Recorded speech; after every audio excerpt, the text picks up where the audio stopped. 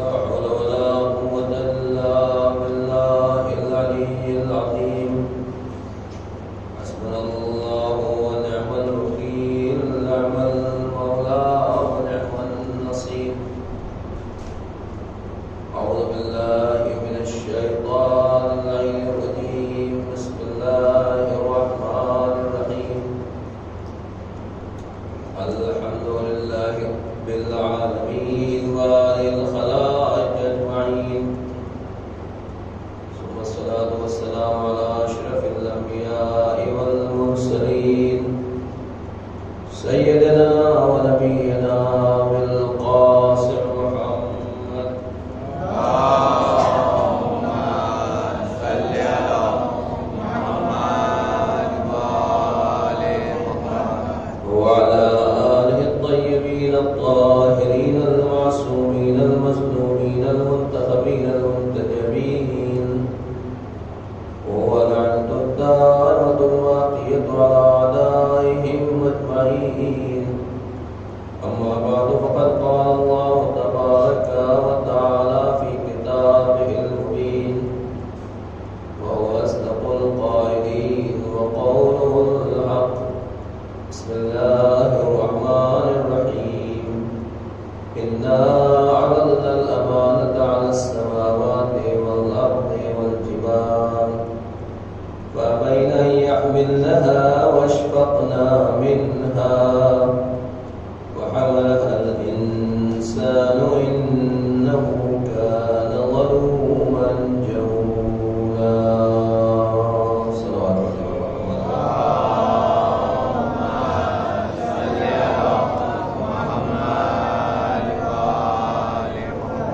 سورہ نمبر 33 سورہ احزاب آیت نمبر 72 کربلا کے شہید 72 اللہ رب العزت ارشاد فرما رہا ہے انا عرضنا الامانہ بے شک ہم نے امانت پیش کی آسمانوں کے اوپر والارض اور زمین کے اوپر والجبال اور پہاڑوں کے سامنے تو انہوں نے اس امانت کے بوجھ کو اٹھانے سے انکار کر دیا اور صرف انکار بھی نہیں کیا اشفقنا منہا ڈر محسوس کیا گھبرا کے گویا اس کو واپس کر دیا وحملها الانسان مگر ایک انسان وہ تھا جس نے اس بار امانت کو اٹھا لیا بے شک انسان عام طور پر اپنے حق میں نادان اور جاہل اور ظالم ثابت ہوا اللہ رب العزت نے پروردگار عالم نے اس آیہ کریمہ میں جس امانت کا تذکرہ کیا ہے یقیناً وہ کوئی ایسی امانت ہے جو آسمانوں سے نہیں اٹھائی جا سکتی وہ کوئی ایسی امانت ہے جو زمین اس کا بوجھ نہیں اٹھا سکتی اور حتیٰ کہ اتنے مضبوط پہاڑ کو بھی بار امانت کو نہیں اٹھا سکتے تھے اللہ کہہ رہا ہے کہ لیکن اس امانت کے بوجھ کو اٹھا لیا وہ امانت کیا ہے احادیث پیغمبر نے اور احادیث مہدی علیہ السلام نے سہارا دیا کہ وہ امانت دین ہے امانت شریعت ہے امانت مذہب ہے امانت قرآن ہے قرآن میں دوسری جگہ ارشاد ہوتا ہے لو انزلنا هذا القرآن على جبل لرأيته خاشعا متصدعا من خشية الله اگر ہم اس قرآن مجید کو پہاڑوں کے اوپر اتار دیتے تو پہاڑ خوف و خشیت الہی سے چکنا شروع ہو جاتے اور ریزہ ریزہ ہو جاتے تو یہ کیا بتا رہی آیت کہ قرآن مجید کا ویٹ قرآن مجید کا وزن اتنا زیادہ ہے کہ اگر یہ پہاڑوں کے اوپر اتر جائے تو قرآن مجید کے اس وزن اور ویٹ کی وجہ سے پہاڑ چکنا شروع ریزہ ریزہ ہو جائیں گے ڈسٹ میں تبدیل ہو جائیں گے بدل جائیں گے اللہ رب العزت نے قرآن مجید کا وزن تو بتا دیا کہ قرآن مجید کا وزن یہ ہے عزیزان گرامی دوسری چیز کا وزن بھی معلوم ہے پیغمبر نے فرمایا انی دارکن فیکم الثقلین میں تمہارے درمیان دو بھاری بھرکم چیزیں چھوڑ کے جا رہا ہوں ایک اللہ کی کتاب جس کا سلسلہ یہاں سے لے کر آسمان تک ہے، اور دوسرے میرے اہل بیت کو بھی میں تمہارے درمیان چھوڑ کے جا رہا ہوں۔ قرآن کا وزن تو معلوم ہو گیا اس آیت سے کہ قرآن کیا کہہ رہا ہے کہ اگر قرآن کو پہاڑ کے اوپر نازل کر دیتے تو پہاڑ چکناچور ہو جاتے، ریزہ ریزہ ہو جاتے۔ اب یہ بتائیے کہ اہل بیت کا ویٹ کیا ہے، اہل بیت کا وزن کیا ہے، ان کو اللہ نے کتنا ویٹ اور کتنا وزن دیا ہے۔ تو بس عزیزان گرامی، دور جانے کی ضرورت نہیں ہے۔ جب نبی نے کہا ہے کہ دونوں ثقلین ہیں، دونوں پانی ہیں، تو جتنا ویٹ قرآن میں ہے اتنا ہی ویٹ یقیناً اہل بیت میں ہے، اور وہ کتاب خدا ہے۔ فرق یہی ہے وہ کتاب خدا ہے، اللہ کی طرف سے ہے، یہ اہل بیت پیغمبر ہیں، لیکن وزن ایسا ہی ہے۔ تو اب اہل بیت کا وزن کیسے معلوم ہو؟ میدان مباہلہ میں پیغمبر تمام اہل بیت کو لے کر جا رہے ہیں، اور نصارہ نجران کہہ رہے ہیں اگر یہ پہاڑ کو اشارہ کرتے ہیں تو پہاڑ اپنی جگہ چھوڑتا ہوا نظر آئے گا۔ قرآن نازل ہو جائے تو بھی پہاڑ چکنا چور ہے، اہل بیت اشارہ کرتے ہیں تب بھی پہاڑ چکنا چور ہے۔ صلوات پڑھے محمد۔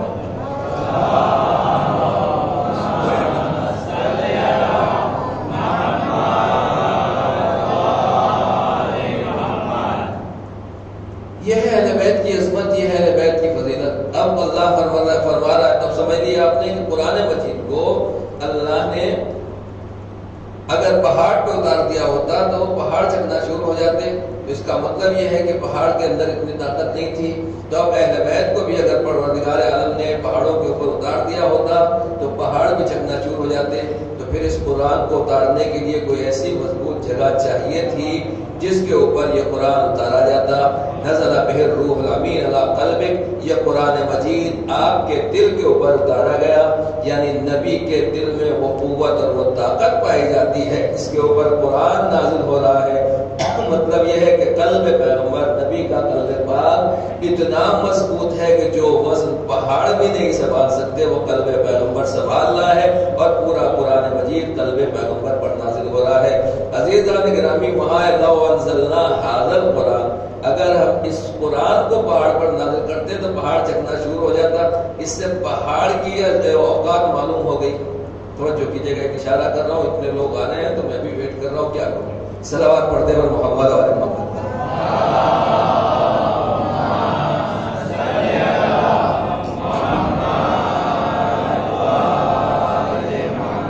پہاڑ چکناچور ہو جاتے تو اس سے پہاڑ کی اوقات معلوم ہو گئی کہ پہاڑ قرآن کا مجید، قرآن کا وزن بھی نہیں سنبھال سکتا تھا۔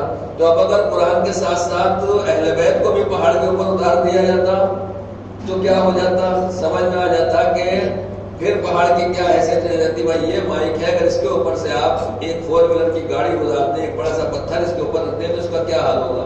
اور آپ اس پتھر کی جگہ پورا ٹرک رکھتے ہیں تو کہیں گے مولانا بزنس تو بالکل ہی نام و نشان مٹ جائے گا، ایک دم کسی حالت میں نہیں رہ جائے گا۔ تو اگر صرف قرآن پہاڑ کے اوپر نازل ہو رہا ہے تو پھر پہاڑ کی کوئی اوقات نہیں رہ جاتی۔ اگر اس پہ وزن اہل بیت بھی نازل ہو جاتا تو پھر پہاڑ کا کہیں سے کہیں نام و نشان بھی ہوتا رہتا۔ تو یہ قرآن قلب پیغمبر پہ اتارا گیا تو سمجھ میں آ گیا قلب پیغمبر کی عظمت ہے۔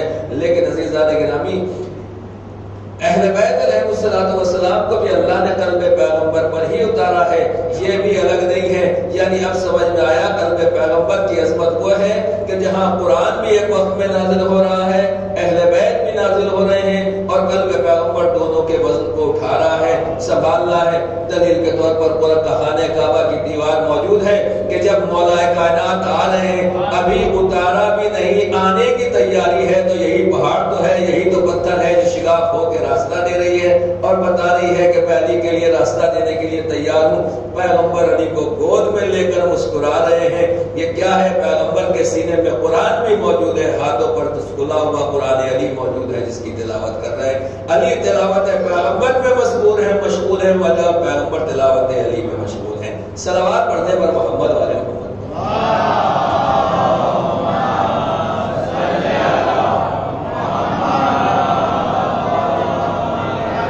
اگر آپ کو سمجھنا ہے کہ عظمت پیغمبر کیا ہے، فضیلت اللہ کے نبی کی عظمت کو بھی بہرحال ہم لوگ نہیں جانتے، جتنا ہونا چاہیے بھی میں آؤں گا انشاءاللہ اس ٹاپک پر، کہ اللہ کے نبی کی عظمت کو اگر پہچاننا ہے تو یہی دیکھیں کہ خانہ کعبہ کے پاس جب بتوں کو گرانا ہوا تو پیغمبر نے کہا، اے علی آپ مجھے اپنے کانوں پر سوال کیجئے کیا نزاکت تھی، کیا حسن طلب تھی مولا کائنات کی، یا رسول اللہ میں نبوت کا بوجھ نہیں سنبھال سکتا ہوں۔ تو پیغمبر نے بھی کہا ٹھیک ہے آپ میرے کاندھوں پر آ جائیے۔ علی کاندھوں کے اوپر گئے، واقعات آپ سنتے رہتے، خالی مجھے یہ بتانا ہے کہ نبی وہ ہیں جو اہل بیت کا وزن بھی کاندھوں کے اوپر اٹھائے ہوئے ہیں اور قرآن کا وزن بھی قلب میں اور دل کے اوپر اٹھائے ہوئے ہیں، یعنی اتنا وزن قلب پیغمبر کو سنبھالنے کے لیے ہے۔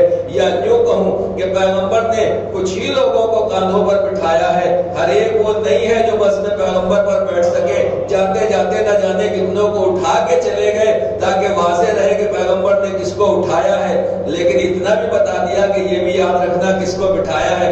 خالی وزن کی بات نہیں ہے، کاندھوں کی بات ہے۔ بتوں کو گرانا ہوا تو علی کو کاندھوں پر جگہ دی، نماز کے لیے جانا ہوا ادھر حسن کو بٹھایا ادھر حسین کو بٹھایا۔ دیکھو کتنے بہترین سوال ہیں۔ صلوات پڑھتے ہیں محمد والے محمد۔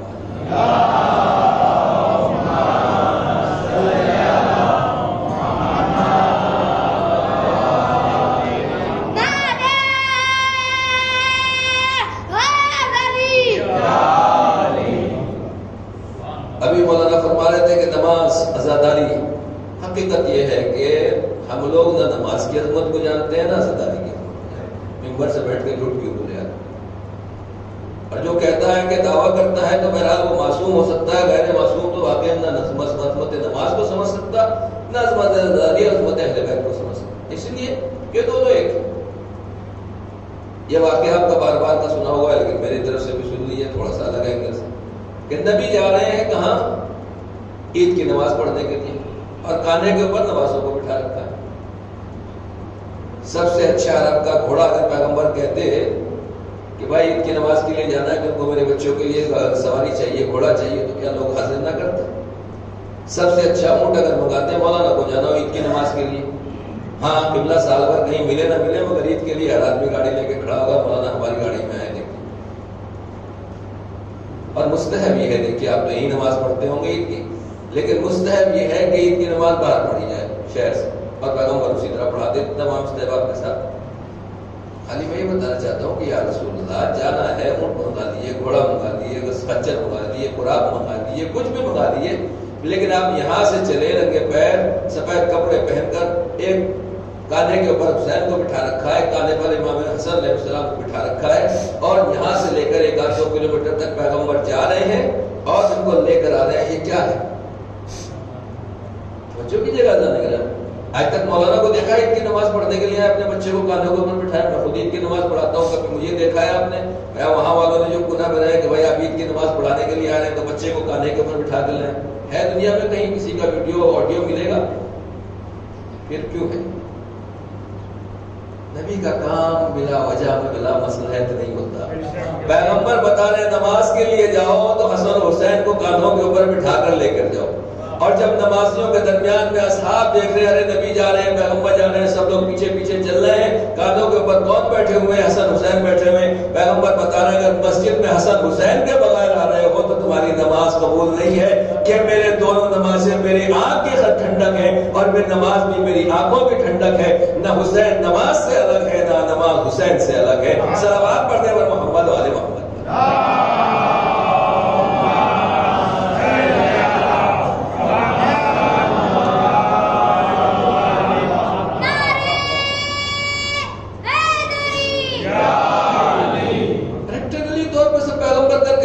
مگر مسلمان بھول جاتے ہیں کہ کیا ہو رہا ہے، خالی بس ٹھیک ہے ہم سوچیں کہ بھائی لے کے گئے تھے، نہیں عید کی نماز میں خاص طور سے بار بار پیغمبر اسی لیے بتا رہے ہیں کہ جو لوگ اہل بیت کو نہیں سمجھتے ہیں، نوازوں کی عظمت کو نہیں سمجھتے ہیں، وہ سمجھ لیں کہ یہ کون ہے۔ 50 سال کے بعد بھی لوگوں کو یاد رہے کہ ہم نے ان کو کہاں دیکھا تھا، اور جو لوگ نماز کی عظمت کو نہیں سمجھتے وہ بھی سمجھ لیں کہ ہم کس طریقے سے آ رہے ہیں۔ بہرحال اب بات ہے کہ ہم لوگ نبی کو مانتے ہیں، ٹھیک ہے، کل ٹاپک تھا امانت داری کا۔ خالی یہ پوچھنا چاہتا ہوں اس میں بھی شامل ہوں، مولانا لوگ بھی شامل ہیں، سب لوگ ہیں، کوئی میں الگ کسی سے الگ نہیں ہوں، کہ واقعی عزیزان گرامی ہم لوگ جتنا نبی کو پیغمبر کو ماننا چاہیے، سمجھنا چاہیے کہ اللہ کے نبی کو اتنا سمجھتے ہیں اتنا مانتے ہیں۔ کلمہ کس کا پڑھتے ہیں؟ سب کو معلوم ہے نا کہ پیغمبر کا کلمہ پڑھتے ہیں، اللہ کے نبی کا کلمہ پڑھتے ہیں۔ بات ہو گئی کل کہ 40 سال تک امانت داری اور سچائی سکھائی پیغمبر نے. میں انشاءاللہ اس ٹاپک کے اوپر آؤں گا, لیکن خود نبی کو پہچانیے کہ ہم لوگ اللہ کے نبی کے بارے میں کتنی معلومات رکھتے ہیں. ان بچوں کو کیا معلوم ہے, آپ کو کیا معلوم ہے, میں آپ کی بات نہیں کر رہا ہوں, خود مجھے کیا معلوم ہے. واقعا شرم کی بات ہے کہ ہم دنیا بھر کی باتیں کریں مگر اللہ کے نبی کے بارے میں نہ معلوم. تھوڑا سا اور کلیئر کر دوں تاکہ واضح ہو جائے. مولانا بچے کا ایڈمیشن کرانا ہے, آپ کی دعاؤں سے ہو گیا, دعا کر دیجیے, ایڈمیشن ہو گیا, خیریت. KG نرسری میں کرایا, ٹھیک. اب تو 1-1 لاکھ 1.5 لاکھ بڑے شہروں کی بات کر رہا ہوں جہاں اتنے سا بچہ ہے, خالی کھیلنے جاتا ہے, کھیل کے آ جاتا ہے, لاکھ روپے فیس دیتے ہیں ماں باپ. خوشی ہے فلاں اسکول میں ہوا ہے. مولانا کئی سال نمبر لگانا پڑتا ہے, پہلے سے بکنگ کرانا پڑتی ہے. ہمارے بچے کا ایڈمیشن ہو گیا, کتنی فیس؟ چلیے 10 20 50 ہزار. کورس کتنے کا؟ 5-6 ہزار روپے کا انٹرنیشنل ہے, لہٰذا مولانا کورس بھی اتنا. روزانہ ٹفن کتنے کا دے رہے ہیں, الگ ٹیوشن کا کتنا دے رہے ہیں. کیا پڑھ رہا ہے بچہ؟ ABCD جو کچھ بھی پڑھ رہا ہے. میں ایجوکیشن کے خلاف نہیں ہوں, میں ایجوکیشنل آدمی ہوں. پڑھائی لکھائی یہی ہماری زندگی ہے, بچوں کو پڑھائیے, خود بھی پڑھیے. خالی میں اتنا پوچھنا چاہتا ہوں, جو ماں باپ, جو پیرنٹس میری مائیں بہنیں بھی دیکھ رہی ہیں, میں ان سے بھی ریکویسٹ کروں گا, گزارش کروں گا, سچ بتائیے گا ایمانداری سے. جو بچے پڑھ کے گریجویشن کر چکے, 10 سال 20 سال پڑھ چکے, آپ لاکھ 2 لاکھ 1 کروڑ روپے یہ جو میڈیکل کے لیے بچوں کا ڈونیشن دیتے ہیں ماں باپ, ان کی قسمت ہے, وہ بچوں کو آگے پڑھاتے ہیں اور پڑھنا چاہیے اور ہماری قوم کو آگے جانا چاہیے. خالی یہ بتائیے ایمانداری سے کہ زندگی میں پیغمبر کے بارے میں ان بچوں کو ہم نے کتنی کتابیں پڑھائی. مکتب کی بات نہیں کر رہا ہوں, تو مولانا پڑھانا ہی ہے, آپ کو پڑھنا ہے. وہ بھی جو پڑھتے ہیں, کیا کبھی پیرنٹس نے کوئی کتاب دی جو پیغمبر کے بارے میں ہو؟ آپ اٹھا دیں گے. بسم اللہ, ایک ہاتھ. میری کلاس ایسی چلتی ہے, آپ مجلس سمجھیں کچھ بھی سمجھیں, سوری, مولانا نے فضائل اور کمالات, واقعا ایسی مجلس آپ کا ایمان تازہ ہو گیا. باقی یہاں ٹھنڈی ٹھنڈی میرے سے سن لیں کہ ہاتھ اٹھا کے بتائیے کہ کسی نے ایک کتاب خریدی ہو. اچھا چلیے, پیرنٹس نے نہیں دلوائی, ہم نے خریدی ہو, کسی نے پیغمبر کے بارے میں. صبح صبح نیوز پیپر آتا ہے, یہ نیوز پیپر, وہ نیوز پیپر, یہ کھلاڑیوں کے نام کتنوں کے یاد ہیں؟ سیریلز کے نام کتنے یاد ہیں؟ جو الٹے چیزیں اچھلتے کودتے وہ ہے ٹام اینڈ جیری, اور کارٹونز کے نام بیٹا کتنے یاد ہیں؟ ہے نا سب یاد؟ ہر ہاتھ میں ماشاءاللہ سے بچوں کے 10,000 20,000 50,000 جیسے اللہ نے جیسی فیملی کو دیا ہے. بھائی کے پاس الگ ہے, بہن کے پاس الگ ہے. یہ سب موبائل جو ہے اس میں شیطان بھی ہے, رحمان بھی ہے. اب یہ آپ کو دیکھنا ہے کہ آپ کون سے کو کھولتے ہیں, کس کو دیکھتے ہیں, کس کو لائک کرتے ہیں. جس نبی کا کلمہ پڑھ رہے ہیں اس کے بارے میں ہم نے کیا کیا, کیا سوچا؟ ایک بات عرض کروں, میچ چل رہا ہے, بچے دیکھ رہے ہیں میچ, ارے مولانا کیا اسکور, میں بھی کھلاڑی ہوں, انشاءاللہ اگر آپ کھیلیں گے کھلائیں گے تو. بہرحال محرم چل رہا ہے, اس کا ادب احترام اپنی جگہ کے اوپر ہے, لیکن ہونا چاہیے بچوں کو کھلاڑی ہونا چاہیے, اچھے ہر فیلڈ میں آپ کو آگے آنا چاہیے. میں اتنا کہنا چاہتا ہوں, آپ کو سارے ریکارڈز معلوم ہے, سارے اسپورٹس معلوم ہے. پہلے ایک ٹیم ہوتی تھی, اس میں 11 کھلاڑی ہوتے تھے, دوسرے ملک کی ایک ٹیم ہوتی تھی 22 اور 2 ملا کے ایکسٹرا 24 ہو جاتے تھے. یہ 24 نہیں, سب کے سر میں رد کر رکھا ہے. 24 کہیے چاہے 24 کہیے, نمبروں کی بات ہے. تو اب بات صرف اتنی ہے کہ میں عرض کر دوں کہ پہلے کتنے ہوتے تھے؟ 24. اب یہ 24 نہیں رہتے, اگر یہ کہیں گھس جاتے ہیں تو بہت آگے تک جاتے ہیں. IPL میں کتنے ہیں, کتنی ٹیمیں آ گئی؟ اب سب کے آپ کو نام یاد رکھنے ہیں, سب کو آپ کو ریکارڈ یاد رکھنے ہیں. بات یہ ہے, میں کہنا یہ چاہتا ہوں کہ جتنی تمام چیزیں سب کو یاد ہیں. فلاں کے بارے میں لڑائی جا رہے ہیں, جھگڑا ہو, کیوں جھگڑا ہو گیا ان بچوں میں؟ ارے مولانا یہ اس ٹیم کے سپورٹر تھے, وہ اس ٹیم کے سپورٹر تھے. بہرحال میرے پاس ٹائم نہیں, ٹائم بھی محدود ہے. خالی میں یہ پوچھ رہا ہوں کہ جس کھلاڑی کے لیے ہم اور آپ پڑھ رہے ہیں, ہم بھی بچپنے میں ایسے تھے بیٹا, کوئی گھبرانے کی بات نہیں, کھیلیے. مگر تھوڑا سا ہمیں سمجھانے والا نہیں تھا, لیکن ہم اسی کو, ہم آپ کا تجربہ آپ کے سامنے پیش کریں. جس کھلاڑی کے لیے ہم مر رہے ہیں, جس کنٹری کو ہم سپورٹ کر رہے ہیں, کیا اسے بھی معلوم ہے کہ اتنے سپورٹر میرے سلسلہ میں بیٹھے ہوئے؟ سچ بتائیے, کیا اسے بھی معلوم ہے کہ اتنے جان دینے والے میرے لیے بیٹھے ہوئے؟ نہیں، اسے تو پتہ بھی نہیں کون کس کے لیے مر رہا ہے، لیکن ہم اس کے نام پہ جان دینے کے لیے تیار ہیں۔ بس دنیا کے کسی کھلاڑی کی آپ تعریف کیجئے، اسے خبر بھی نہیں ہوگا، کبھی پتہ بھی نہیں ہوگا، کبھی خیریت بھی نہیں لگا، بیمار بھی ہو جائیں گے، کچھ ہمیں پوچھنے والا نہیں ہے، نہ ادھر والوں کو نہ ادھر والوں کو۔ لیکن اللہ رب العزت وہ ہے جو کہتا ہے فَاذْكُرُونِي أَذْكُرْكُمْ، تم مجھے یاد رکھو میں تمہیں یاد رکھوں گا، تم میرا تذکرہ کرو میں تمہارا ذکر کروں گا۔ فرق یہ ہے کہ تم مجھے یاد کرو گے تو اپنے گنہگار حلقوں میں یاد کرو گے، میں تمہیں یاد کروں گا تو فرشتوں کی بس میں تمہارا تذکرہ کروں گا۔ ان اللہ وملائکتہ یصلون علی النبی یا ایھا الذین آمنوا صلوا علیہ وسلموا تسلیما۔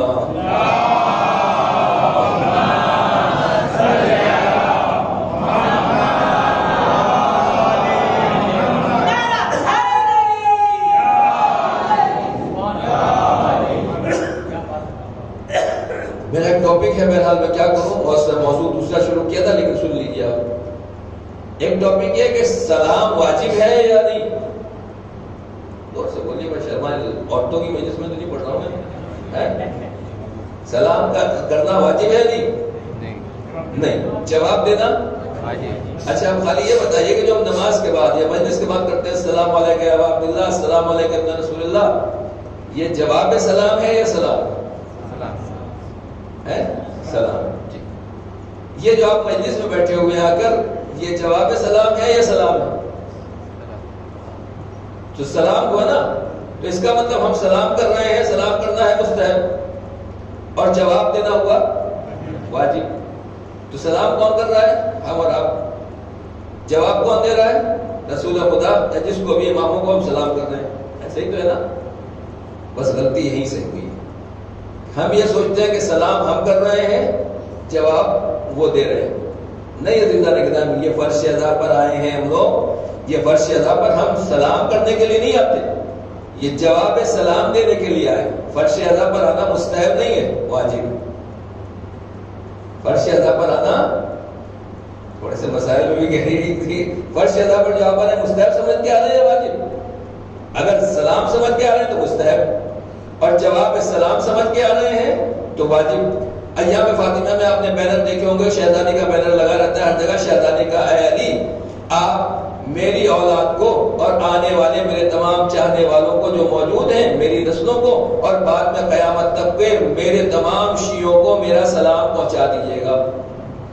ہے بڑا سنا نہ ہوگا، بس گواہی کے لیے مولانا لوگ موجود، روایت موجود ہے۔ امام حسین علیہ السلام نے کہا ہے میرے بیٹا، جب پلٹ کے وطن واپس جانا تو میرے شیعوں کو میرا سلام کہنا۔ کیا کہا؟ میرے شیعوں کو میرا سلام کہنا۔ تو سلام انہوں نے کہلوایا پہلے یا ہم پہلے سلام کر رہے ہیں؟ توجہ کیجیے گا، اس کا مطلب یہ ہوا کہ ہم سلام نہیں کر رہے ہیں بلکہ جواب سلام دے رہے ہیں۔ سلام کیا تھا بی بی نے، بی بی ہماری جانیں قربان، ہم جواب سلام دینے کے لیے حاضر ہیں۔ سلام کیا تھا حسین غریب نے، ہم سلام کا جواب دینے کے لیے حاضر ہیں۔ فرش ادا پر استحباب کے لیے نہیں آ رہے ہیں، جواب سلام دینے کے لیے آ رہے ہیں، یعنی گویا ہم اپنا وظیفہ شریعہ ثابت کر رہے ہیں۔ اب اگر کوئی نہیں آ رہا ہے یا سلام نہیں کر رہا ہے، وہ گنہگار ہو رہا ہے، اہل بیت سے آپ ہو رہا ہے۔ صلوات پڑھنے پر محمد والے محمد۔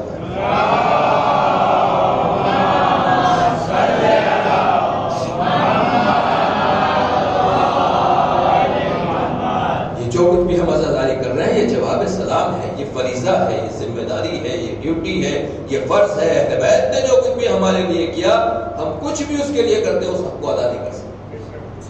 اب خالی ٹاپک وہی رہے گا کہ کل سے کون خریدے گا پیغمبر کے بارے میں کتاب؟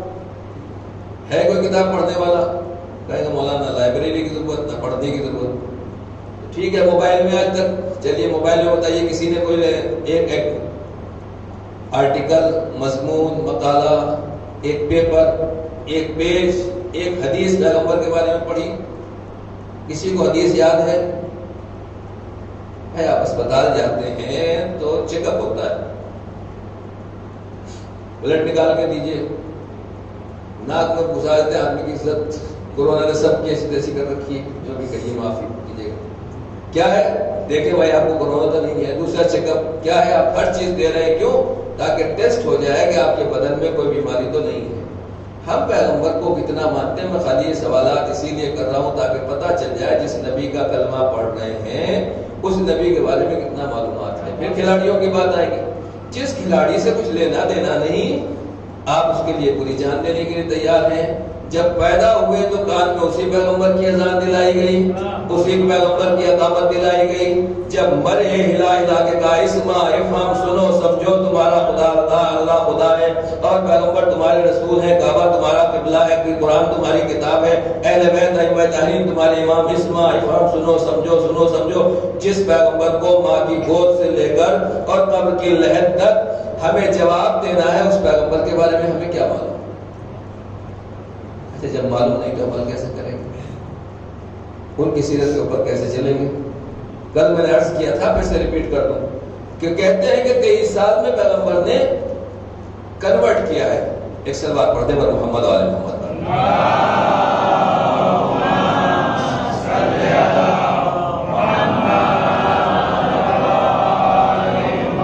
کسی چیز کو ڈیولپ کرنے کے لیے، چینج کرنے کے لیے، بدلنے کے لیے اور پڑھانے کے لیے، ایجوکیشن لانے کے لیے گورنمنٹ کتنے پلان، کتنے اسکول کالج، سب پڑھے لکھے ہو گئے، جتنے آدیواسی ہیں، کیا ان کے پاس کلچر آ گیا؟ ارے تو ہزاروں سال سے آ رہے ہیں، بمبئی سے کتنا دور ہے، مگر کیا یہ آدیواسی انسان ہو گئے؟ آپ بتائیے، آپ اس سے بہتر جانتے ہیں۔ اور پیغمبر نے مکے کے آدیواسیوں کو 23 سال میں چینج کر دیا، اور 23 سال نہیں، 3 سال اسٹارٹنگ کے وہ تھے جب اللہ کے نبی کو اجازت دی خاموشی سے، جو آدمی قابل اعتبار اس سے کہیے، جس نے خاموش تبلیغ کا زمانہ کہا تھا۔ 23 ایئرس میں سے 3 سال مائنس کر دیجئے، کتنے بچے؟ 20 سال۔ کل میں نے عرض کیا کہ 3 سال پیغمبر کو شیب ابو طالب میں رکھا گیا، کتنے ہو گئے؟ 17 ایئرس۔ ان 17 ایئرس میں 7 سال گویا پیغمبر مکے میں رہے، جیسے بھی مصیبت حالات تھے، اگر کوئی مارتا بھی تھا، پیٹتا بھی تھا تو مسلمان کو اجازت نہیں تھی اس کا ہاتھ بھی پکڑ لے، ڈیفینس نہیں کرنے کی اجازت تھی، مارنے کی پرمیشن نہیں تھی۔ ہاتھ شاید پکڑنے کی اجازت ہوئی لیکن مارنے کی اجازت نہیں تھی، اٹیک کرنے کی اجازت نہیں تھی۔ یہ حال تھا مسلمانوں کا مکے کا۔ مدینے میں جب پیغمبر آئے تو آپ جانتے ہیں کہ 80 سے اوپر جنگیں لڑی، 10 سال میں 80 جنگیں کتنی ہو گئی؟ ہر 1-1.5 مہینے کے بعد ایک جنگ ہے۔ آپ سوچیں کہ جو آدمی ہر مہینے دوسرے مہینے جنگ پہ جا رہا ہو اور بڑے بڑے مشن طے کرنا ہو، ایک سے خطرناک جنگ ہو، بڑے بڑے دشمن ہو یا خالی ہاتھ ہو، ان تمام چیزوں کو فیس کرنے کے بعد جب پیغمبر دنیا سے جا رہے ہیں تو اسلام کہاں پہنچا اور 1400 سال میں مسلمان کہاں تک آج بڑھتے چلے جائیں۔ کل میں نے عرض کیا تھا کہ جو ہمیں اور آپ کو دہشت گرد اور آتنکواد کہا جا رہا ہے، یہ در حقیقت ایسے آتنکوادی اور اسلحے اور ویپنز اور گولیوں سے ڈر نہیں ہے، تو سب انہی کے بنائے ہوئے جو دے رہے ہیں۔ اصل میں اسلام کے اس قرآن مجید سے ڈر ہے جو لوگوں کے ذہن میں جا رہا ہے اور لوگ قبول کر رہے ہیں، لہذا ان کو آتنکوادی ڈرا کر اور ہمیں آتنکوادی دکھا کر لوگوں کو اسلام سے دور کیا جا رہا ہے۔ اسلام کی بڑھتی ہوئی تیز رفتاری جو ہے وہ یورپ کو پریشان کیے ہوئے ہے۔ بس عزیزان گرامی، یہ کس نے کیا تھا؟ اللہ کے نبی نے اکیلے بلبوتے کے اوپر مولا کائنات کے سہارے جناب خدیجہ کی سپورٹ سے۔ صلوات پڑھتے ہیں محمد والے محمد پر۔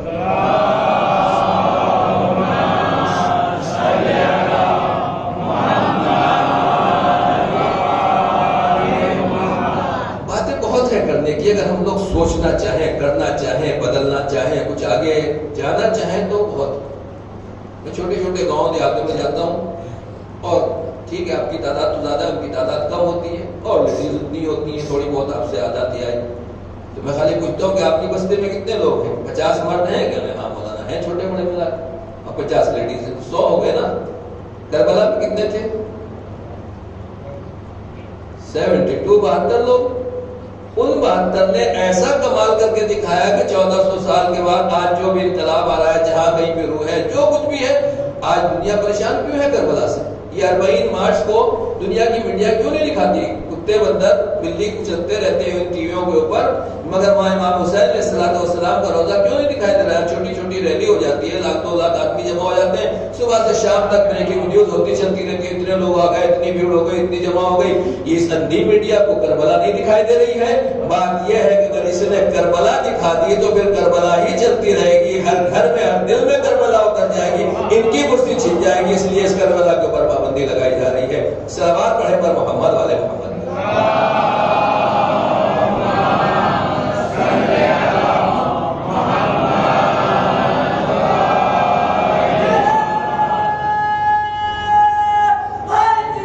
یا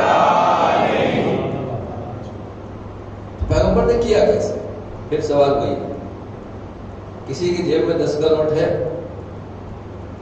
نکالیے، 10 روپے چاہیے، جس کی جیب میں بھی ہو یا ہم لوگ گھر رکھ کے آتے ہیں، 10 ہو 50 ہو 500 کا نکالتی ہے، 1000 2000 واپس مل جائے گا، ایسے ممبر بیٹھ کے وہ لوگ بنے کیمرے بھی لگے ہوئے ہیں، جس کے بھی ہو پیچھے جیب میں 10 ایک نوٹ چاہیے، 10 ایک جیسا 2 3 نوٹ چاہیے، شاباش، بچوں کی جیب میں ماشاءاللہ سے ایک سلوات پڑے محمد والا، ایک جیسا 10 کا نوٹ ایک جیسا،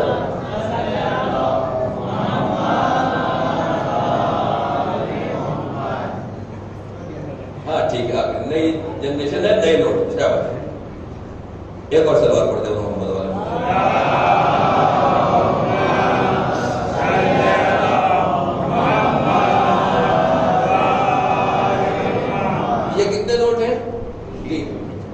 ایک ان کا ہے سمجھ لیجیے، ایک ان کا، ایک ان کا، 3 آدمیوں نے لیے، ٹھیک ہے۔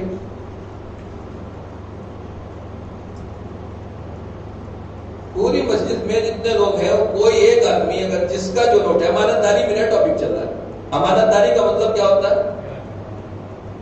امانت کا مطلب ہے اگر میں نے مولانا سے 10 روپے لیے ہیں تو میں اپنی جیب سے 10 روپے نکال کے دے دوں گا تو ادا ہو جائے گا، لیکن مولانا نے کہا مولانا میں آپ کو نوٹ دے رہا ہوں، اس کا نمبر ہے 701، چاہے 5 سال کے بعد لوں چاہے 10 سال کے بعد لوں، مگر یہی نوٹ دیجیے گا۔ کل کو بچہ آیا تڑپ کیا، بابا مجھے تو چپس چاہیے، ڈیڈی مجھے تو چاکلیٹ چاہیے، میں نے کہا ٹھیک ہے یہ دے دیتا ہوں، مولانا کو دوسرا دے دوں گا، یہ امانت داری ہوئی یا نہیں؟ سچ بتائیے، نہیں ہوئی نا؟ اگر نوٹ بھی آپ نے چینج کر دیا تو امانت، اگر 10 روپے دیے تو کوئی سے بھی 10 روپے دے دیجیے، آپ سکہ دے دیجیے، لیکن اگر کہا کہ نہیں یہی نوٹ ملنا چاہیے، کوئی اگر آپ نے نوٹ بھی چینج کر دیا تو اسے کہتے ہیں خلاف امانت، ہاں ٹھیک ہو گئی۔ اب دنیا کا کوئی بھی سائنٹسٹ، کوئی بھی آئی ٹی انجینئر، کوئی بھی موبائل والا، یہ 3 نوٹ میں نے ملا دیے، جو آدمی اس مالک کو امانت داری کے ساتھ واپس پلٹا دے 1000 روپے بھی انعام دینا ہے۔ کوئی دعویٰ کر سکتا ہے کہ اگر میں نے پہلے سے نمبر نہیں دیکھا تو اس کو دے دے؟ اب پیغمبر کی زبان مبارک ذرا سبات پڑھے تو بس کرو،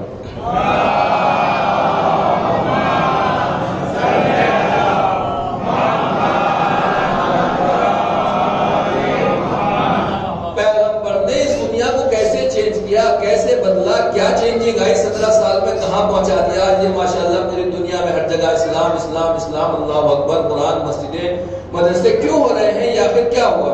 3 چیزیں پیغمبر نے ہمیں دی جو ایک زبان سے آ رہی تھی، توجہ کیجئے گا، اسی زبان پیغمبر سے قرآن آ رہا ہے، توجہ کیجئے گا۔ ایک اور چیز ہے جسے پیغمبر خود اپنی زبان سے فرماتے ہیں، اسے کہا جاتا ہے حدیث پیغمبر، وہ بھی اسی زبان سے آ رہی ہے، توجہ کیجئے گا۔ ایک اور تیسری چیز ہے، وہ نام میں نہیں بتاؤں گا، وہ آپ کا امتحان ہے، مولانا لوگوں سے معافی کے ساتھ۔ پیغمبر کی زبان سے ہمیں 3 چیزیں ملی، پہلی کا نام قرآن جو آپ پڑھتے رہتے ہیں، دوسری کا نام حدیث پیغمبر جو حضور اکرم صلی اللہ علیہ کائنات کی حدیثیں ہیں یا اماموں کی حدیثیں، غیر اماموں کی نہیں، حدیثیں، فی الحال حدیث پیغمبر کی بات کر رہا ہوں۔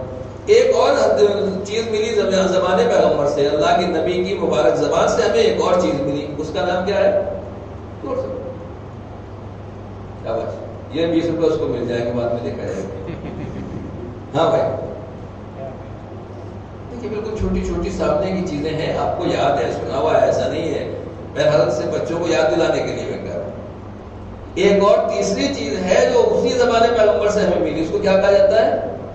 آدھا مطلب حدیث، ہاں زور سے، حدیث قدسی، جزاک اللہ۔ ایک سلوات پڑھ دیں ان کی سلامتی کے لیے۔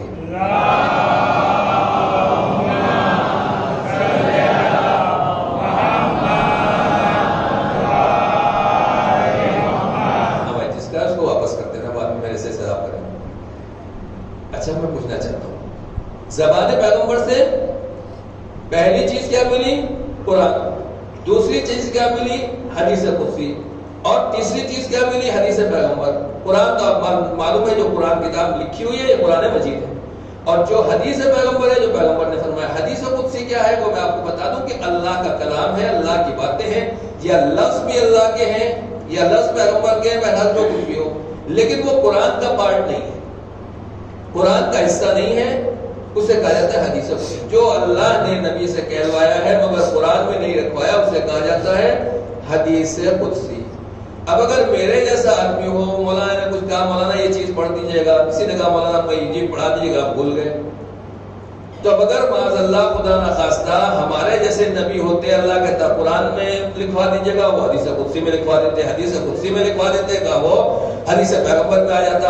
ایک ہی زبان پیغمبر سے قرآن بھی نازل ہو رہا ہے، اسی زبان پیغمبر سے حدیث قدسی بھی آ رہی ہے، اور اسی زبان مبارک پیغمبر سے حدیث بھی آ رہی ہے. نہ قرآن حدیث قدسی میں مکس ہو رہا ہے، نہ حدیث قدسی حدیث پیغمبر میں مکس ہو رہی ہے. حدیث پیغمبر الگ ہے، حدیث قدسی الگ ہے، قرآن مجید الگ ہے. جب زبان میں اتنی امانت داری پائی جائے کہ لفظ اور زبر زیر بھی ادا نہ ہو، ادھر سے ادھر نہ ہو، اور اس میں کوئی ہیرا پھیری نہ ہو، اسے کہا جاتا ہے امانت داری. اور اللہ ایسے نبی کو امین، اور ایسے امین کو نبی بناتا ہے، قرآن دے کر بھیجتا ہے جو ادھر سے ادھر مکس نہ کرے. جب پیغمبر نے ان سب کو مکس نہیں کیا تب امانت داری کی منزل میں آئے. جب امانت داری کی منزل میں آئے ہیں تب اسلام آج منزل پر پہنچا ہے. صلوات پڑھتے ہیں محمد والے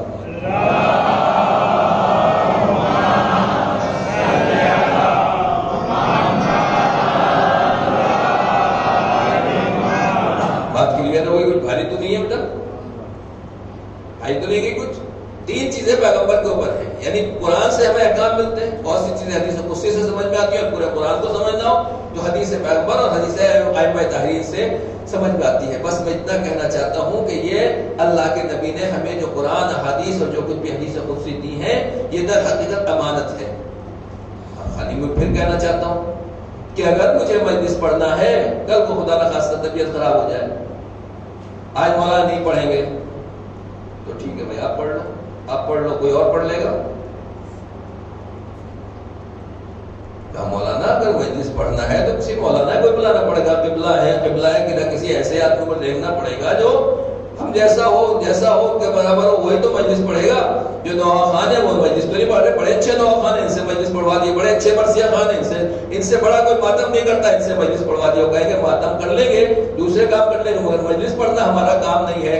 میں اتنا ہی کہنا چاہتا ہوں تھوڑا سا آپ کے نیند اور خاموشی کو توڑنے کے لیے کہ پیغمبر کے کو اللہ نے تین چیزیں دی، قرآن، حدیث قدسی اور حدیث. اب اگر نبی کے جانے کے بعد کہیں قرآن حدیث قدسی میں مکس ہو گیا، کہیں حدیث پیغمبر میں مکس ہو گیا، تو کوئی ایسا آدمی تو چاہیے جو بتا سکے قرآن کہاں ہے، حدیث کہاں ہے، حدیث پیغمبر کہاں ہے. علی کے سوا کوئی لا کے دکھاؤ جو بتا سکے کہ قرآن کیا ہے، حدیث پیغمبر کیا ہے، حدیث قدسی کیا ہے. علی تو اس ذات گرامی کا نام ہے جو یہ کہہ رہا ہے کہ صرف قرآن کی بات نہیں ہے، حدیث قدسی کی بات نہیں ہے، یہ تو سب میری گود میں نازل ہوئی ہے. پیغمبر مجھے بھی دیکھتے جاتے تھے اور ان آیتوں کو پڑھتے بھی چلے جاتے تھے. میں تو وہ ہوں، توریت لاؤ گے تو بھی بتاؤں گا، انجیل لاؤ گے تو بھی بتاؤں گا، زبور لاؤ گے تو بھی بتاؤں گا. صلوات پڑھ دیں محمد والے محمد.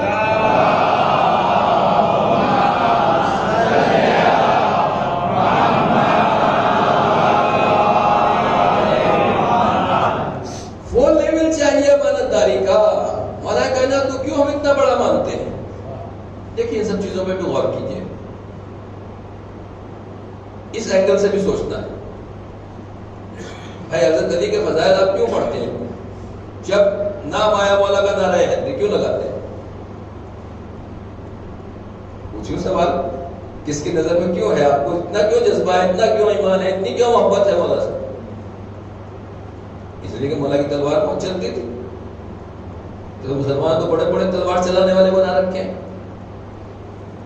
ممبر ہے کیا کہوں میں، ایسے ایسے سیف الاسلام ہے جو کیا کہا جائے. بس سوال ہے نہیں، مولا کائنات ہی کو کیوں؟ مولا کائنات کے بڑے بھائی جناب جعفر طیار تھے، وہ بھی شہید ہے، ان کی عظمت اتنی کیوں نہیں ہے؟ پیغمبر کی زندگی میں پیغمبر خود فرماتے ہیں میں عقیل سے محبت کرتا ہوں. جناب عقیل مولا کائنات کے بڑے بھائی ہیں، مگر ان کو وہ درجہ نہیں دیتے. ہمارے لیے قابل احترام ہے مگر مولا کائنات کے برابر نہیں ہے. کیوں نہیں ہے؟ کیا راز؟ دیکھیے سر چیزیں انشاءاللہ میں عرض کروں گا، بیان کروں گا. امانت داری کیا چیز ہے، اسلام کیا بتاتا، ذرا ایک صلوات کا سہارا دیں.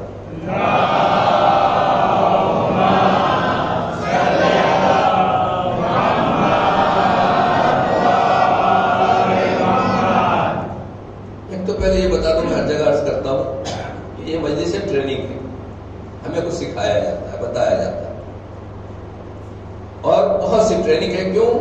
تاکہ جب امام ظہور کریں تو پھر امام کو کوئی کام نہ کرنا پڑے، پہلے سے پلیٹ فارم تیار ہے نا.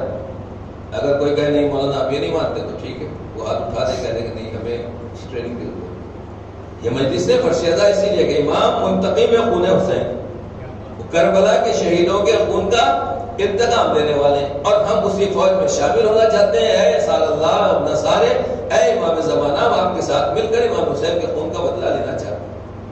تو عزیزان گرامی، جب کبھی فوج ہوتی ہے، پولیس ہوتی ہے، آپ نے دیکھا ہے کہ کبھی ایسا ہوتا ہے کہ کمانڈر آ کے کھڑا ہو جاتا ہے بعد میں کہ پولیس والا آتا رہے. کیسے ہوتا ہے؟ جب پریڈ ہوتی ہے اسکول میں کیا ہوتا ہے بچوں؟ صبح صبح پریئر کرتے ہیں آپ لوگ، تو پہلے پرنسپل آ کے کھڑا ہوتا ہے، پہلے بچے لوگ آ کے کھڑے ہو جاتے ہیں. جس کے اسکول میں جو ہوتا ہے وہ بتاتے، کوئی بات نہیں. بہت سے بچے تو آخر میں لیٹ میں پہنچتے ہیں، انہیں یہ نہیں پتا ہوتا کہ کیا ہوا ہے. ہم بھی اسی میں آپ پریشان نہ سلوات پڑھ لیجیے بولے محمد والے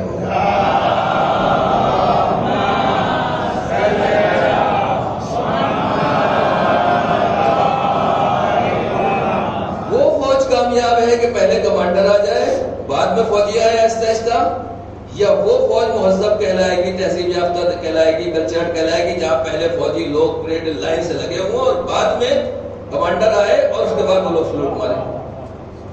ہمارے یہاں سب جگہ کی عادت یہ ہے کہ مولانا پہلے ممبر پر آ کے بیٹھ جائے، پھر ہم چلیں گے آہستہ آہستہ، 1 2 3 4 5. جب یہ عادت پڑی رہے گی تو امام زمانہ کہیں گے پردہ غیب سے آ گیا ہوں، خانہ کعبہ میں موجود ہوں، مولانا بھی آ رہے ہیں. کوئی گردن چگاتا ہوا، کوئی صبح کو آہستہ آہستہ اٹھتا ہوا. اور عجیب بات ہے، امام زمانہ کا ظہور کس ٹائم ہوگا؟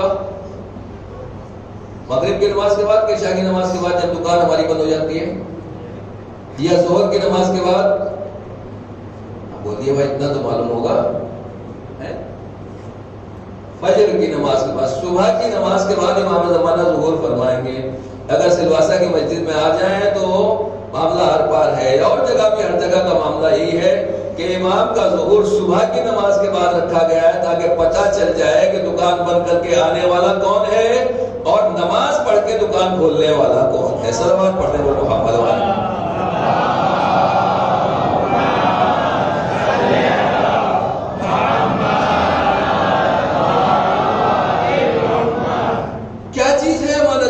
کیا کیا سکھاؤں آپ کو، کیا کیا بتاؤں؟ بہت سی چیزیں ہم لوگ ادھر ادھر کی، پیسے یہ وہ، مولانا یہ کیا تھا وہ کیا تھا، اتنی پوری طاقت جھونکے ہوئے لگے پڑے ہیں ان چیزوں میں. جو اصل چیز ہے پہلے اس کو سیکھیں. تو جو کیجیے گا کیا بتاؤں میں آپ کو؟ وضو کرنے کے لیے جائیے. ابھی امانت ہی کی بات نہیں، امانت کس کو کہتے ہیں؟ چلیے پہلے یہ بتا دوں کہ امانت کس کو کہا جاتا ہے. امانت کا مطلب ہے ہر وہ چیز جو میرے پاس ہو مگر میری نہ. تھوڑی سی تعریف، ہر وہ چیز جو آپ کے پاس ہے اگر آپ کی نہیں ہے اسے کہا جاتا ہے امانت. یہ گلاس میرے ہاتھ میں ہے، میرے پاس ہے مگر میری نہیں. جس نے دی ہے، جیسے اس نے اس کو استعمال کرنے کے لیے کہا ہے، میں ویسے استعمال کروں. یہ امام باڑہ، یہ مسجد، یہ روضہ مبارک خوشمت ہے آپ کی، خوش قسمت ہے آپ کہ اللہ نے آپ کو کسی طریقے سے، بہرحال کس کی نیکی تھی، کس کی دعا تھی کہ یہ آپ کو نصیب ہو گیا. وضو کرنے کے لیے آئے اور وہاں سامنے دیکھیے جہاں آپ نل کھولتے ہیں اوپر وائٹ دیوار تک پان کی پیک لگی ہوئی ہے، گٹکا اور کیا بولتے ہیں ہم لوگ، ماوا. ادھر بلڈنگوں میں دیکھیے اس دیوار کے اوپر اس دیوار کے اوپر، کوئی باہر کے لوگ تو یہی نہیں، اپنی لوگ ہیں نا. قیامت میں اس کا حساب نہیں دینا ہے کیا؟ کسی نے کلر کروایا، 10-20 ہزار روپے لگائے، ہم گئے 2 منٹ میں اس کے 20 ہزار کا کام کر دیا، اوپر سے اچھا رنگ کر دیا. حساب دینا نہیں دینا. جب دوسروں کے حق اس طریقے سے مارتے رہیں گے، اس کے دل سے بددعا نکلتی رہے گی، ہمارے کاموں میں ترقی ہوگی. پیغمبر نے پہلے دن، کل میں نے عرض کیا تھا، اسلام پڑھنے سے پہلے امانت داری سیکھو، دوسرے کے صحیح مال کو استعمال کرنا سیکھو. اگر امانت دار ہوگے تو مسلمان ہوگے، زبان کے سچے ہوگے تو مسلمان ہوگے. اور یہ نہیں ہے تو کچھ بھی کرتے رہو، اللہ کے نبی قبول کرنے والے نہیں. ایک صلوات پڑھتے ہیں محمد والے.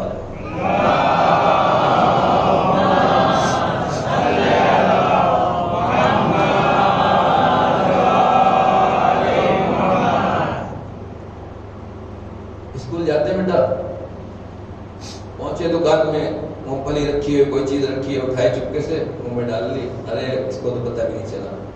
حساب دینا ہی نہیں دینا. ٹائم اب بچوں کی بات نہیں کر رہا ہوں، بڑے بھی سب نے ہی کام کر رکھا ہے.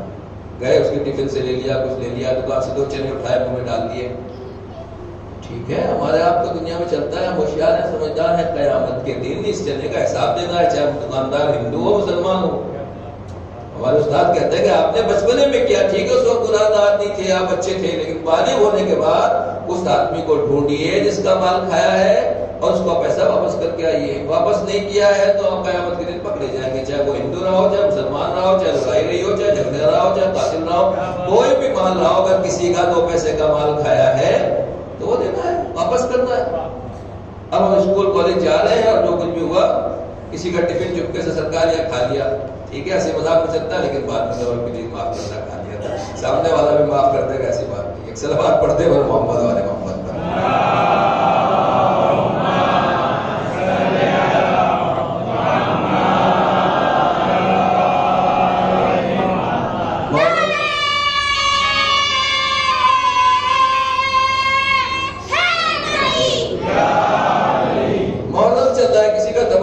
مذاق کیا، سوچا چلو آج سے مذاق کر لیا، ان کا تبرک لیا اور سب بچوں نے تقسیم کر لیا اور کھا گئے. اب بعد میں ڈھونڈتا پھر رہا بھائی میرا تبرک کہاں گیا، میرا تبرک کہاں گیا. صحیح ہے، جائز ہے صاحب، بغیر کسی کی اجازت کے اگر ایک دانہ بھی کھا لیا. جو محرم یہ عاشورہ کیوں ہوتا ہے، یہ محرم کیوں مناتے ہیں، فرشیدہ کیوں ہے؟ امام حسین تقریر کر رہے ہیں، لوگوں کو سمجھا رہے ہیں، بھائی میں امام حسین ہوں، میں نبی کا نوازا ہوں، میں نے تمہارا کوئی قتل کیا ہے، کسی کا مرڈر کیا ہے، کسی کا مال لوٹا ہے، کسی کے ناموس عزت کے اوپر انگلی اٹھائی ہے، دین کو کوئی بدلا ہے، میرا مرڈر تمہارے لیے کیسے جائز ہو گیا، میرا خون تمہارے لیے کیسے جائز ہو گیا، بتاؤ. سب کے اوپر امام نے کہا تم نہیں بتاتے تو میں بتاتا ہوں. قتولکم من الحرام، تمہارے پیٹ میں یزید کا پیسہ ہے تو حسین کی بات کا اثر ہونے والا نہیں. مال حرام اگر پیٹ میں آ جائے، امام حسین خود بھی کہیں گے تو سامنے والا امام حسین کا بھی سر کاٹے گا، ان کی بات ماننے والا نہیں. وقت ختم ہو رہا ہے، میں کیا کروں. لیکن جو لوگ دیر سے آتے ہیں، ایک مولانا تھے وہ حدیث پڑھا کرتے تھے اور لوگ سوچتے تھے مولانا بڑی لمبی پڑھتے ہیں تو لوگ دیر سے آتے تھے. ایک دن مولانا نے چیک کر لیا تو انہوں نے کہا کہ بھائی اب سننے والے تو اب آئے ہیں، میں پھر سے مجلس شروع کر رہا ہوں، تو میرا ٹائم کل سے بعد سے شروع ہوگا. صلوات پڑھ دے اور محمد والے محمد.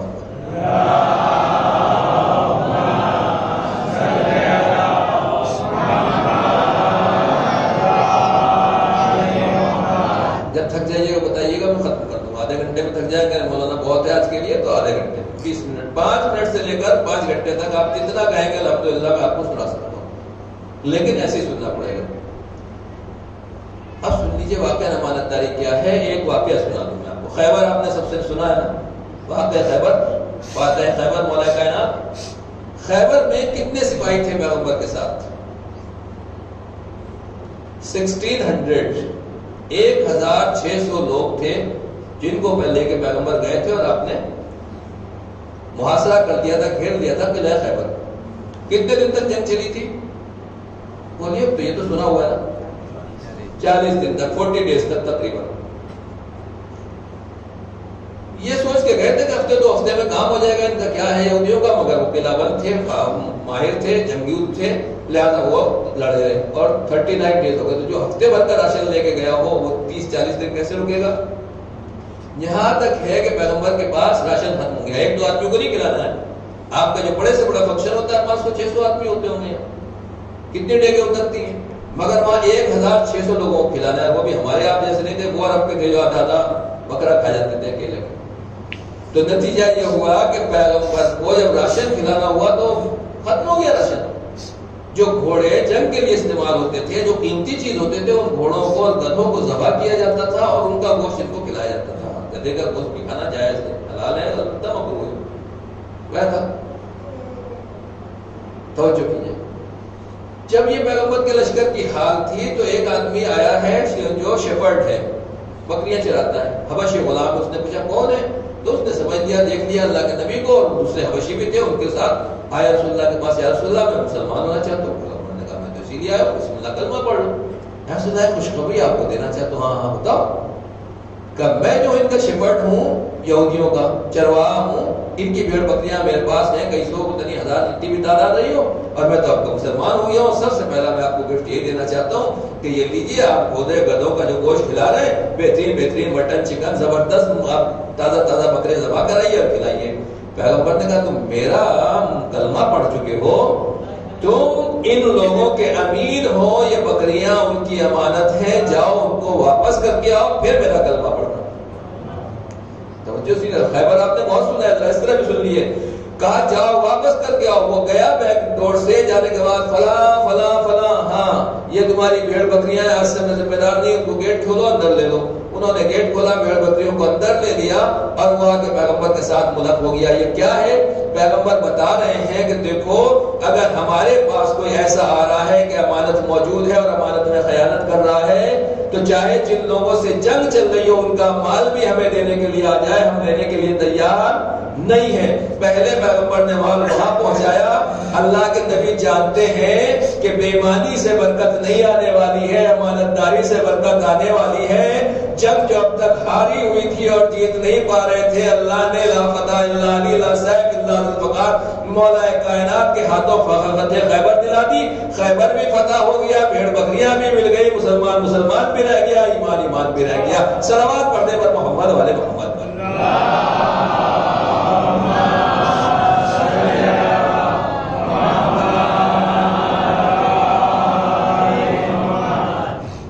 اسے کہا جاتا ہے اسلام، اسے کہا جاتا ہے فتح خیبر۔ مولا کائنات کے ہاتھوں کے اوپر خیبر فتح ہوا، اور جو کچھ بھی دولت ملی تھی، یہاں تک ہے کہ مولا اپنے گھر پہ پہنچے ہیں۔ شور تھا مدینے میں، آج تو دولت مل رہی ہے، مال لے کر آ رہے ہیں، فلاں فلاں لکھپتی ہو گئے، کروڑ پتی ہو گئے، اتنا مل گیا اتنا مل گیا۔ بی بی کو بھی پتا چلا، جب دیکھا کہ علی آ رہے ہیں اور بی بی کی نگاہیں مولا کائنات کے ہاتھ میں ہوئے، تو جو علماء ذاکرین اور آپ سنتے رہتے ہیں کہ دیکھا کہ بی بی نے فرمایا کہ اے علی، آپ کے ہاتھ تو خالی ہیں، آپ تو فاتح خیبر تھے، کہاں ہے بنت رسول؟ لیکن کیا کروں، راستے میں جو مسلمانوں کی حالت مجھ سے دیکھی نہیں گئی، جو میں ملتا رہا میں دیتا رہا، جو ملتا رہا دیتا رہا۔ جس نے اس طریقے سے لٹایا ہو، اس کا گھر اسی بے دردی سے لٹایا ہے۔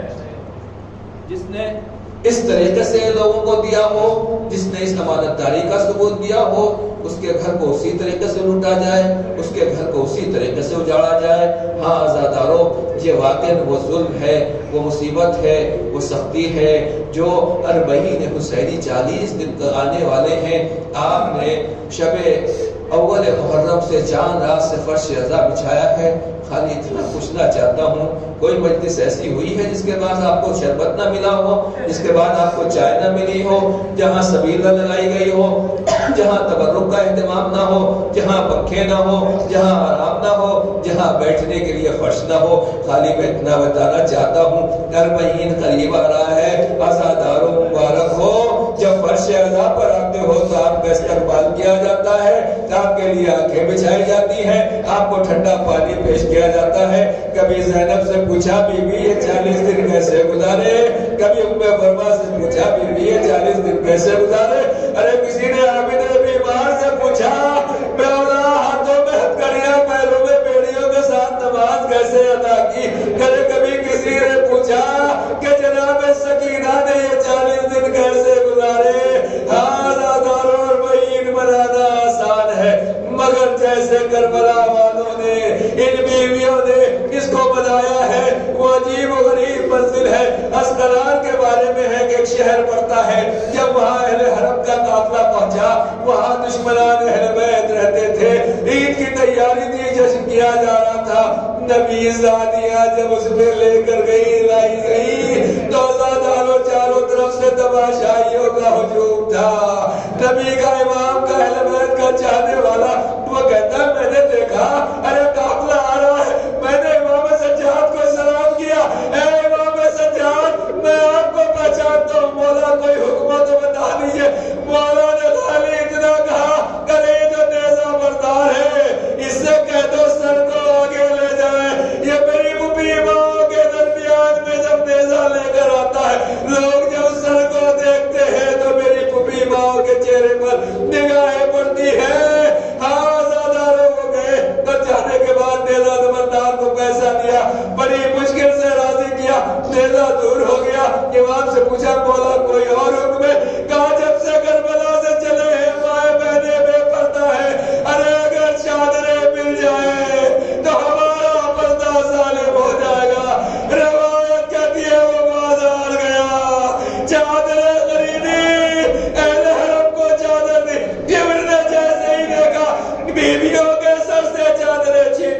ان کی بس زیادہ رو سکتے ہیں، گریا کر سکتے ہیں، یہ ایک جملہ رونے کے لیے کافی ہے۔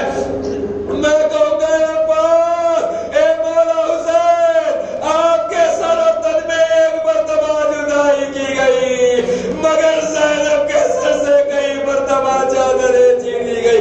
زینب کربلا میں بھی میرنا ہوئی، زینب کوفے میں بھی میرنا ہوئی، یہ بیویاں اسقلان میں بھی میرنا ہوئی، کل ان بیویوں کو یزید کے دربار میں بے مقنع و چادر پہنچایا گیا۔